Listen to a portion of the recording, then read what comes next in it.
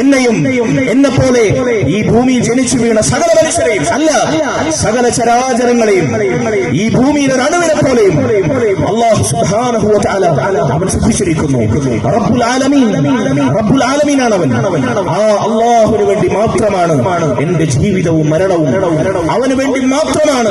അവൻ ആരാധനകൾ സമർപ്പിച്ച് അവന് മാത്രം അത് വകവെച്ച് നൽകിക്കൊണ്ടാണ് ഞാൻ എന്റെ ജീവിതം സമ്പന്നമാക്കേണ്ടത്.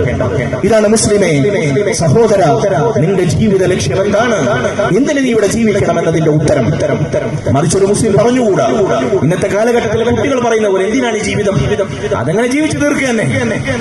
പരമാവധി അടിച്ചു പൊളിക്കുന്ന ലൈഫ് ഒന്നേ ഉള്ളൂ.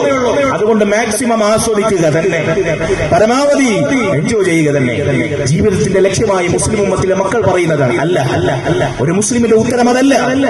ജീവിതം അല്ലാഹുവിന് വേണ്ടി, മരണം അല്ലാഹുവിന് വേണ്ടി. അല്ലാഹു പറഞ്ഞതുപോലെ അവന്റെ ദീൻ മുറുകെ പിടിച്ച്